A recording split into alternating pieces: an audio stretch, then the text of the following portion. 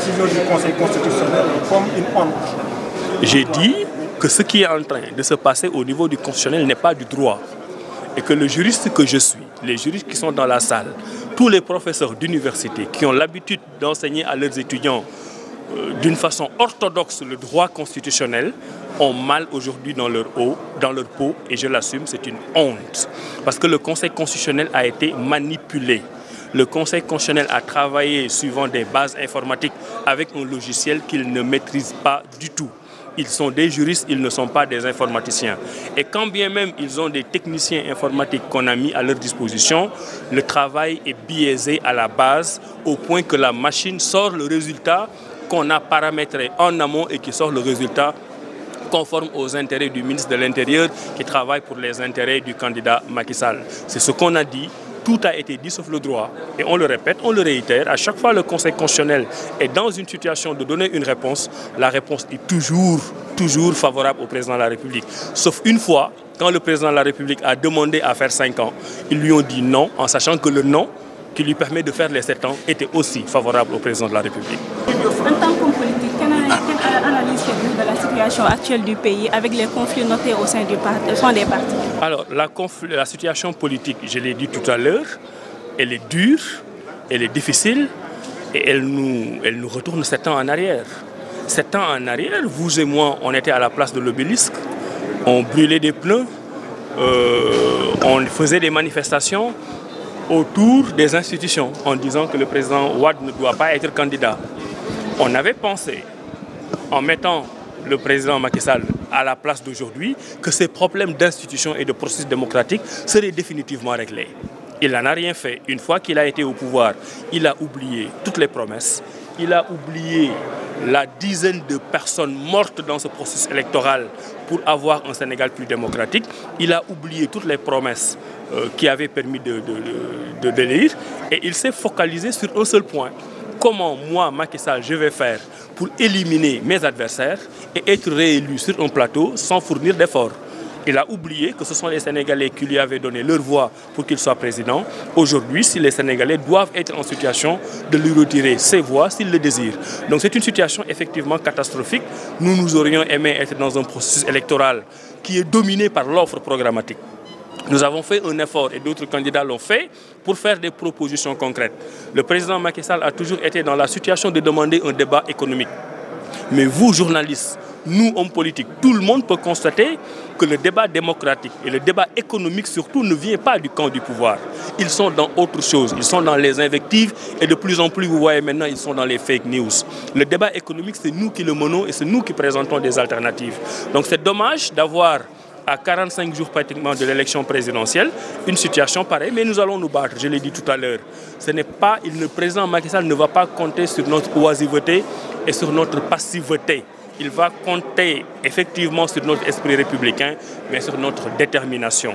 Parce que ce qu'il a entre ses mains, par devers lui, ne lui appartient pas. C'est le symbole de la démocratie sénégalaise et il faut qu'il accepte d'aller à l'élection présidentielle en respectant les règles du jeu qui nous sont communes et ces règles sont consensuelles. Idrissa Seck, vous avez habitué à des réactions sur les questions d'actualité. Depuis quelque temps, nous l'entendons beaucoup moins. Qu'est-ce qui explique ce mutisme? Alors, Idrissa Seck est un homme mûr, c'est un homme lucide, c'est un homme qui en est à sa 3e élection présidentielle.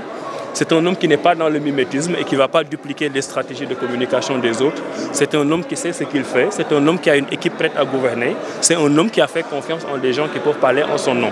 Et je ne suis pas le seul, il ne faut pas commettre cette erreur. Nous allons vers une campagne électorale. Vous allez l'écouter, vous allez l'entendre. Mais vous allez surtout l'entendre sur des propositions fortes. Il a dit lui-même qu'il ne va plus critiquer le président Macky Sall. Ce qu'il faut comprendre par là, c'est qu'il a passé 6 ans pratiquement à critiquer les différentes politiques publiques du président Macky Sall. Il en a assez dit. Et nous, au niveau de Rewmi, nous en sommes arrivés à la conclusion que le président Macky Sall n'a besoin de personne pour convaincre les Sénégalais de l'échec de ses politiques. Le Sénégalais universitaire, pas universitaire, le Sénégalais analphabète et non analphabète a compris l'ampleur de l'échec du président Macky Sall. Il n'a besoin de personne. pas du président Idrissa Seck pour le lui rabâcher tous les jours. Donc ce constat étant fait, nous sommes dans la phase de proposition alternative. Parce que nous ne voulons pas arriver au pouvoir avec un néant qui s'appelle le Yoonu Yokkute qui a dû être changé au bout de 2 ans. Nous voulons arriver au pouvoir avec un programme chiffré, filtré, fait par des experts sénégalais, totalement chiffré, avec des coûts et des possibilités de recettes, avec des prévisions de taux de croissance, avec des prévisions en termes d'emploi. C'est ça ce que le président Idrissa Seck propose à travers sa vision 1-3-15-45. Nous sommes dans l'état d'esprit d'un candidat qui sait qu'on lui a mis des bâtons dans les roues. Nous sommes dans l'état d'esprit d'un candidat qui sait qu'on ne veut pas lui donner la possibilité de s'exprimer. Mais nous sommes dans l'état d'esprit d'un candidat, retenez très bien ce que je vous dis, aguerri, expérimenté, prêt pour la victoire et prêt pour gouverner. Le parti Rewmi, le candidat Idrissa Seck de la coalition Idy 2019, parce que la coalition existe déjà, va avoir des alliances. Nous tendons la main à tout le monde. Mais quand nous tendons la main, quand nous demandons aux autres qui ne sont pas candidats ou qui ne sont plus candidats, quand nous demandons aux Sénégalais de venir travailler avec nous, ce n'est pas sur la base de strapontins politiques à distribuer. C'est sur la base d'une offre programmatique. C'est pour ça que nous maîtrisons notre timing. Nous maîtrisons notre timing au point que nous avons présenté notre vision programmatique pour laisser à d'éventuels alliés la possibilité de réagir sur les propositions que nous avons faites et de faire des propositions pour renforcer notre programme. Et cela a été fait depuis 2 semaines et c'est encore ouvert pour quelques heures.